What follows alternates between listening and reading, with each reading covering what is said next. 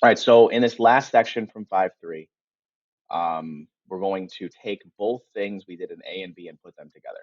So we're going to take the numbers and the letters, we're going to combine them into one problem, and we're going to simplify it all as one thing.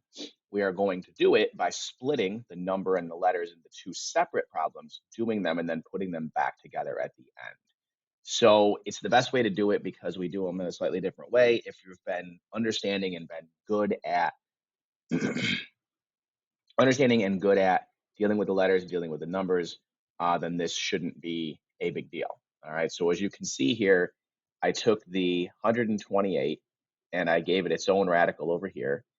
And I took the x to the third and y to the fifth and gave it its own radical over here. And then I dealt with each one the way that we normally do. Turned the letters into fractional exponents, turned them into mixed numbers and reduced them, then split them apart so that I had whole numbers and fractions, and then took the fraction and put it back inside of a radical.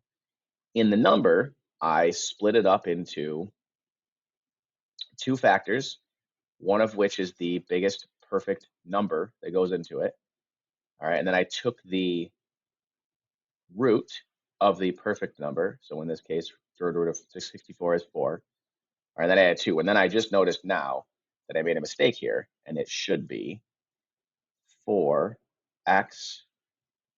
y, third root of 2y squared. So I make sure I highlight where that stuff came from.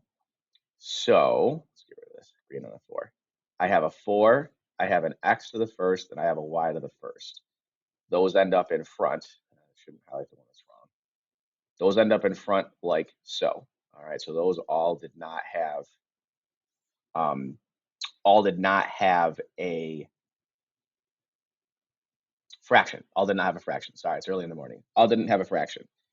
Then the two pieces that had a fraction were the 2 and the y squared. So since those both had, so I'm talking in crazies here. The 2 is still underneath the radical. All right, so the 2 is under the radical, does not have a fraction. The y to the 2/3 had a fraction. We turned it back into a radical. So then at the end, I had two radicals, is what I'm trying to articulate here. I've got two radicals. Those two will go together to make this radical. So I take everything under the radical and put it together under a single radical. I take everything that is in front of the radical and put it in front of the radical. All right, so me talking through this shows you that it can be a little confusing. You have to be careful. But like I just said, if you are good at the letter piece and you're good at the number piece, this is just taking them and putting them together into one problem. So practice a little bit. This is important to be able to simplify things so that we can solve much more complicated equations easily.